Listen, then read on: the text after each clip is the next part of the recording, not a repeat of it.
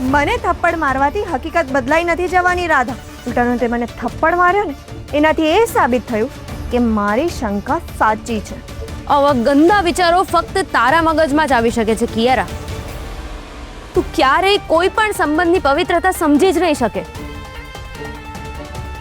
જ્યારે કોઈ સંબંધમાં બંધાય ત્યારે જીવનના અંત સુધી એને નિભાવવું એ મારા લોહીમાં છે. અને કૃષ્ણ સિવાય મારા જીવનમાં કોઈ પણ પુરુષને સ્થાન નથી. સમજી? ઘરની સાથે રંગ અને બધું જ બદલાઈ ગયું. આ તું શું કહે છે ક્રિશ? તને પોતાના ઘર કરતા પારકાઓના ઘર વધારે વાલા લાગે છે. વાત એમ છે ને કે મારે તારી કોઈ વાત નથી સાંભળવી. રાધા, તું આ શું કરે છે?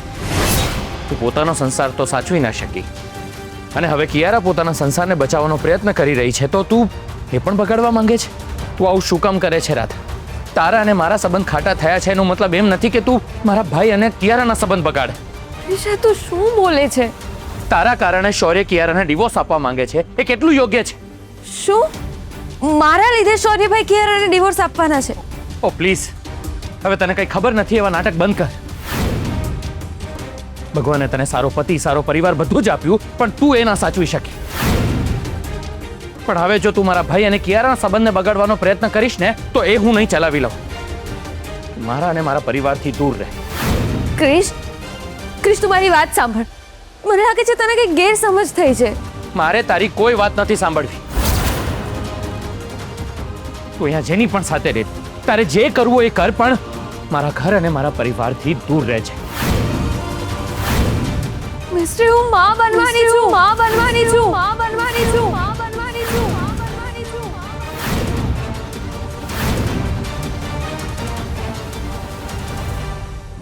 શૌર્ય, મારે તારી સાથે વાત કરવી હતી. શું આ મારા જ દીકરાઓ છે જેમના મનમાં મારા માટે જરા પણ રિસ્પેક્ટ નથી? મમ્મી, હું શા માટે બોલે છે? અમારા મનમાં તારા માટે એ જ રિસ્પેક્ટ છે. ઇટ્સ જસ્ટ કે મારા મનને સાચું લાગે એ વાત હું કરી દઉં છું. અને હા, હું જાણું છું એના કારણે તારું મન હર્ટ થતું હશે. I am really sorry mummy, really sorry. જો મેં શૌર્યને કહ્યું કે કિયારા ડિવોર્સ લેવા માંગે છે તો શૌર્ય તરત જ તૈયાર થઈ જશે. અને હું નથી ઈચ્છતી કે શૌર્ય અને કિયારાના ડિવોર્સ થાય. મમ્મી, શું વિચારે છે મમ્મી? બોલ ને, કંઈ થયું તો નથી ને? એ મને કંઈક કહેવા માટે બોલાવ્યો હતો. અરે કંઈ નહીં. તારા નવા બિઝનેસ માટે તને ફંડની જરૂર પડશે તો તું મને કહેજે. મેં વ્યવસ્થા કરી રાખી છે. મમ્મી, તને મારા મનની વાત કેવી રીતે ખબર પડી? હા, મને જરૂર તો છે જ. શૌર્ય, હું તારી માં છું બેટા. 9 મહિના મેં તને મારા પેટમાં રાખ્યો છે. તારા ધબકારા સાથે મારા ધબકારા મેળવવાનો પ્રયત્ન કર્યો છે. તારા મનની વાત હું નહીં સમજું? બોલ, કેટલા પૈસા જોઈએ છે? 50 લાખની જરૂર છે મમ્મી. ઠીક છે, તારી કંપનીની એકાઉન્ટ ડિટેલ્સ મને મોકલી આપજે. હું ટ્રાન્સફર કરી આપીશ. શું વાત કરે છે mummy? Thank you so much.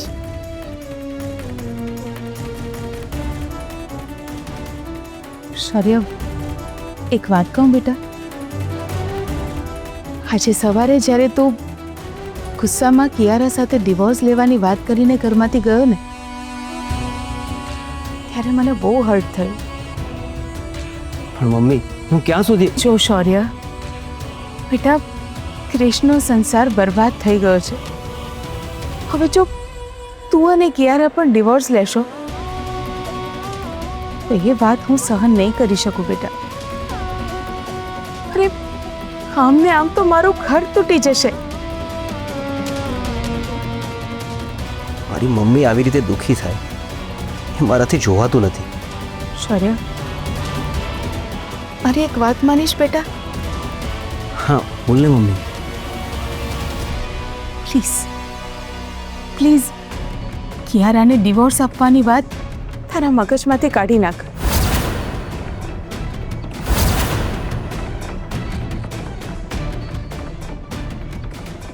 શું વિચારે છે? શૌર્ય પ્લીઝ, તને રિક્વેસ્ટ કરું છું, પ્લીઝ માની જા બેટા. ઠીક છે મમ્મી, તારા માન ખાતર કિયારાને ડિવોર્સ નહીં આપો. પણ હા, એણે એવું કંઈ પણ કર્યું છે જેનાથી ઘરમાં કંઈ ખોટું થયું તો હું એને નહીં છોડું મમ્મી. અને હા, હું એને પત્ની તરીકે તો ક્યારેય નહીં સ્વીકારું. હમણાં તો મેં શૌર્યને કિયારાને ડિવોર્સ ન આપવા માટે મનાવી લીધો છે. મને આશા છે કે ધીમે ધીમે હું શૌર્ય અને કિયારાને એક કરી દઈશ. મમ્મી, તું દુઃખી થાય ને એ મને જરાય નથી ગમતું. તું હંમેશા ખુશ રહે, બસ આમ જ ખુશ રહે. તું ખુશ તો અમે પણ ખુશ. મારું પણ કંઈક એવું જ છે બેટા. તમે બધા ખુશ તો હું પણ ખુશ. હે ભગવાન, આજે રાધા અને ક્રિશ ફરીથી આમને સામને આવવાના છે. એમના વચ્ચે જે પ્રેમ અને લાગણી છે ને, એને હંમેશા અકબંધ રાખજે. બિચારી રાધા ક્રિશના આવવાની રાહ જોતી હશે, અને ક્રિશ કિયારાના કહેવાથી ગુસ્સામાં રાધાને મળવા માટે ગયો છે. પોતાના બાળકની વાત સાંભળી અને ક્રિશ પોતાનો ગુસ્સો ઓગાળી નાખે ને એવું કરજો પ્રભુ. તું મારી સાથે મજાક તો નથી કરી રહી ને? હા ક્રિશ, હું કોઈ મજાક નથી કરતી. હું પપ્પા બનવાનો છે. સાચે જ?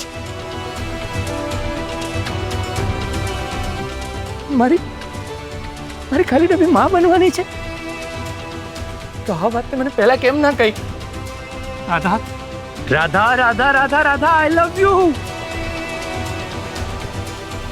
કોંગ્રેચ્યુલેશન્સ રાધા.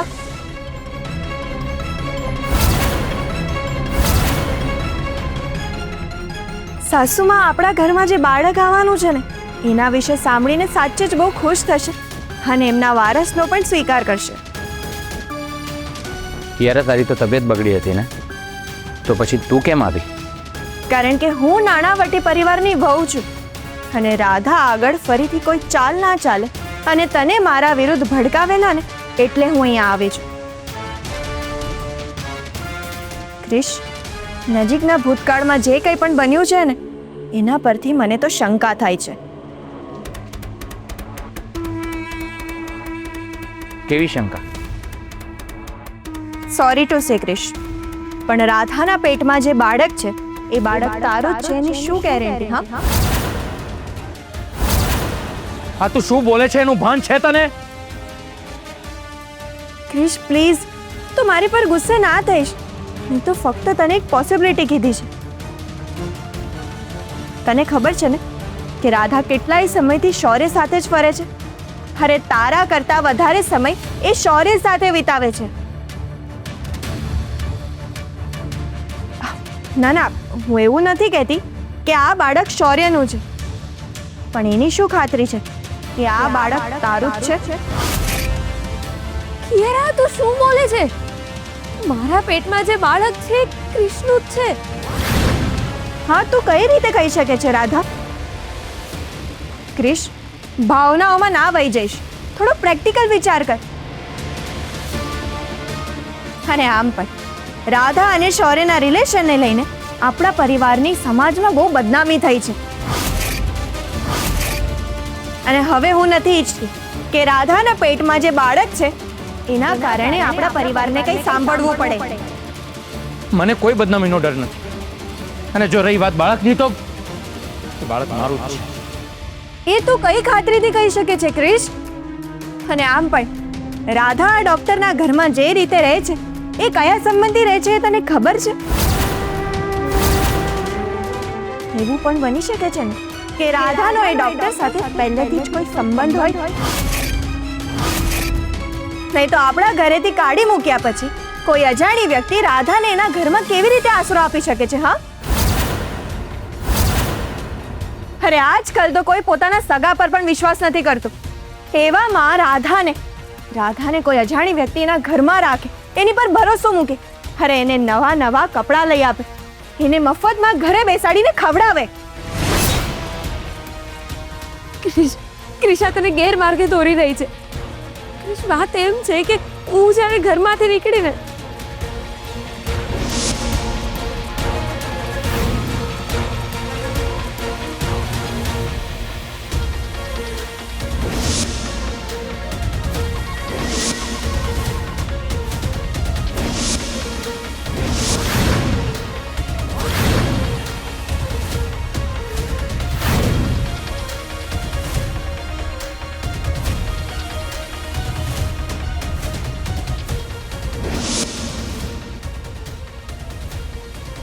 એટલે અત્યારે હું ડોક્ટર સાહેબના ઘરમાં રહું છું. હા તો તને વાર્તા સંભળાવે છે ક્રિશ. આ ખરેખર બન્યું હતું કે પછી તારી કોઈ ઉપજાવી કાઢેલી વાર્તા છે રાધા? અને રાધા જે કહે છે એનો કોઈ પુરાવો છે એની પાસે? કિયારા, મને તારી જેમ વાર્તાઓ બનાવતા નથી આવડતું. જે સાચું છે હું એ જ કહું છું.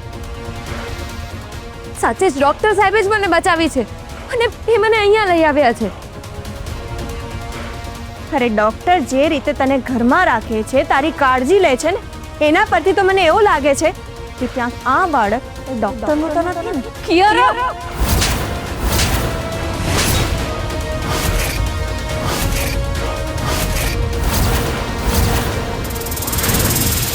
મમ્મીને સારું લાગે એ માટે કિયારા સાથે ડિવોર્સની વાત હાલ માટે તો માંડી વાળી છે, પણ હવે આ કિયારા સાથે સંસાર કેવી રીતે નિભાવીશ એ સમજાતું નથી.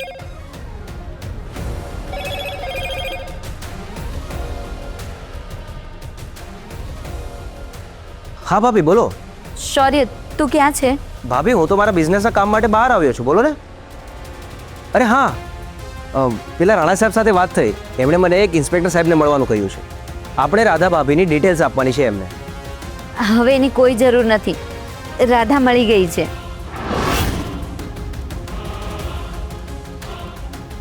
શું વાત કરો છો ભાભી? સાચે જ? હા, ભાભી ક્યાંથી મળ્યા અને ઘરે આવી ગયા છે ને? ના, પણ કેમ? વાત એમ છે ને કે હું અને ક્રિશ રાધાને મળવા માટે જ જતા હતા. હું અત્યારે ઘરમાં એકલી છું અને મારી તબિયત બહુ બગડી રહી છે ક્રિશ. એને આ નાટક કરવાની આદત છે. તું એને હજી નથી ભાભી સમજતી. પ્લીઝ, આપણે રાધાને શોધવા માટે પોલીસ કમ્પ્લેન પછી કરીશું, પણ આપણે અત્યારે ઘરે જઈએ. ક્રિશભાઈ પણ ખરા છે, હજી સુધી પેલી કિયારાને ઓળખી નથી શક્યા. ભાભી મને એક વાત કહો, કિયારાને ખબર છે કે રાધા ભાભી મળી ગયા છે? હા, મને પણ એવું જ લાગે છે અને એટલા માટે જ કિયારાએ ક્રિશના મનમાં ખોટી વાર્તા નાખી હશે. ભાભી તમને લાગતું હશે, પણ મને તો ખાતરી છે કિયારાએ જાણી જોઈને તમને બંનેને મળતા રોક્યા હશે. એનીવેઝ ભાભી, મને રાધા ભાભીનું એડ્રેસ આપો ને, હું એમને જઈને મનાવીને લઈ આવીશ ને ઘરે. શૌર્ય, તું રાધાને મળવાની ઉતાવળ ના કરીશ. એમ પણ ઘરમાં પ્રોબ્લેમ વધી ગયા છે. આ તો મેં તને એટલા માટે જણાવ્યું કે તું રાધાને શોધતો ના ફરે. ભાભી પ્લીઝ મને રાધા ભાભીનું એડ્રેસ આપો ને, મારે એમને મળવું છે. એ કેવી રીતે છે, કેવી હાલતમાં છે, એની તબિયત સારી છે કે નહીં એ બધું પૂછવું છે એમને. હા, રાધા એકદમ સુરક્ષિત છે અને એની તબિયત પણ એકદમ સરસ છે. Okay, thank God. ચલો, એક વાતની તો શાંતિ છે. મને થપ્પડ મારવાથી હકીકત બદલાઈ નથી જવાની રાધા. ઉલટાનો તે મને થપ્પડ માર્યો ને એનાથી એ સાબિત થયું કે મારી શંકા સાચી છે. આવા ગંદા વિચારો ફક્ત તારા મગજમાં જ આવી શકે છે કિયારા. તું ક્યારેય કોઈ પણ સંબંધની પવિત્રતા સમજી જ નહીં શકે. જ્યારે કોઈ સંબંધમાં બંધાય ત્યારે જીવનના અંત સુધી એને નિભાવવું એ મારા લોહીમાં છે. અને કૃષ્ણ સિવાય મારા જીવનમાં કોઈ પણ પુરુષને સ્થાન નથી, સમજી? ક્રિશ, હું ભગવાનના સોગંદ ખાઉં છું કે મારા પેટમાં જે બાળક છે એનો પિતા તું જ છે. જો ક્રિશ, હું કોઈની અગેન્સ્ટ નથી. આ તો મારા મનમાં જે ડાઉટ થયો એના વિશે મેં વાત કરી. ક્રિશ, તું એક કામ કરી શકે છે, તું રાધાનો DNA ટેસ્ટ કરાવી લે ને. એનાથી સાબિત થઈ જશે કે રાધાના પેટમાં જે બાળક છે એ તારું જ છે. અને એના પછી તો તું સાસુમાની સામે પણ લઈ જઈ શકીશ રાધાને. અને મને ખાતરી છે સાસુમાં રાધાનો અને આ બાળકનો બંનેનો સ્વીકાર કરી લેશે. અરે રાધા, આટલું બધું શું વિચારે છે? હવે વાત ફક્ત શૌર્યને નથી, પણ તું જેના ઘરમાં રહે છે ને એ ડોક્ટરની પણ છે. એટલે સાબિત તો કરવું જ પડે ને. અરે તું સાસુમાનો તો વિચાર કર. આ ક્રિશ કેમ કઈ નથી બોલતો? રાધા, બે પુરુષો સાથે તારા આડા સંબંધની જો વાત બહાર પડી ગઈ ને તો આપણા પરિવારની કેટલી બદનામી થશે એના વિશે તને ખબર છે? અરે એના કરતા તું આ ટેસ્ટ કરાવી લે એટલે બધું જ સાબિત થઈ જશે. પછી તને કોઈ નહીં પૂછે કે તારા પેટમાં જે બાળક છે ને એ શૌર્યનું છે કે પછી આ ડોક્ટર.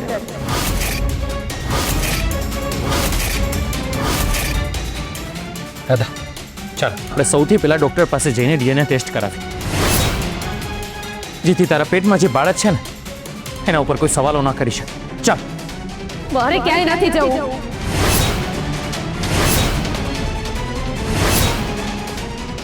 મારા પતિને જ મારા પર શંકા હોય તો હું બીજાને શું કહેવાની હતી?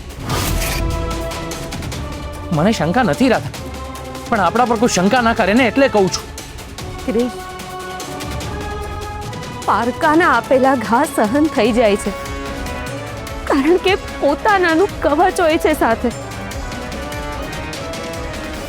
પણ જ્યારે પોતાના જ ઘા આપે ત્યારે એ કવચ ચીરાઈ જાય છે.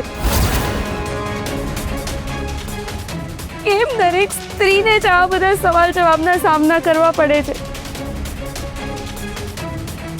એ સીતા હોય કે રાધા, દરેક સ્ત્રીના જીવનમાં આવી અગ્નિ પરીક્ષા કેમ આવે છે?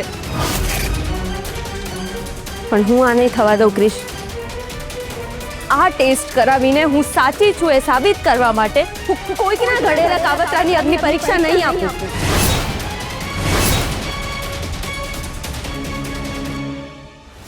અને ક્રિશ, હું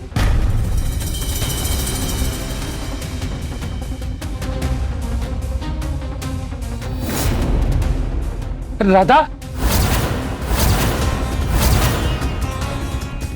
તમે અંદર ચાલો.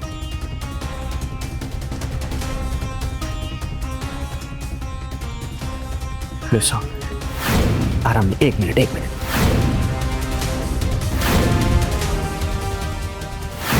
શું નસીબ છે રાધાના, જ્યારે જુઓ ત્યારે એને સાચવવા બધા આવી જ જાય છે.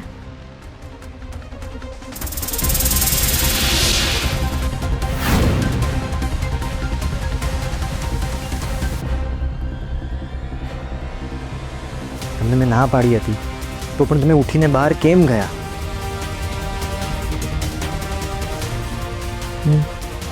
આ લોકો કોણ હશે? આમના ઘરવાળા તો નથી ને? પલ્સ રેટ પણ ડાઉન રહ્યા છે.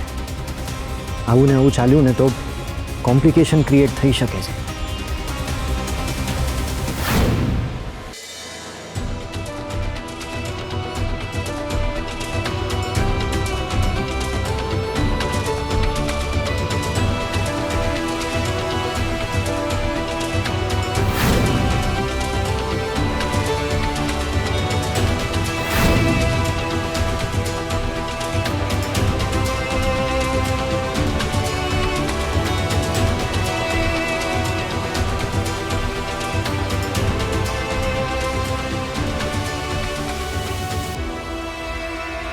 તમે આરામ કરો પ્લીઝ.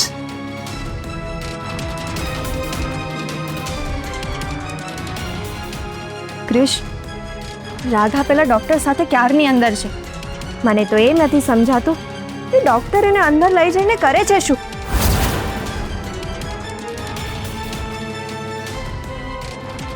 હું એક ડૉક્ટર છું અને મારા દરેક પેશન્ટનું ધ્યાન રાખવું એ જ મારું કામ છે.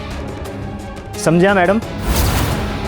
મારે રાધાને મળવું છે, મને અંદર જવા દો. તમે એમને નહીં મળી શકો. તું કોણ છે મને રોકવા વાળો? રાધા મારી પત્ની છે. હું એક હસબન્ડને એની વાઈફથી મળતા નથી રોકતો, પણ એક ડોક્ટર તરીકે મારા પેશન્ટને મળવાથી રોકી રહ્યો છું.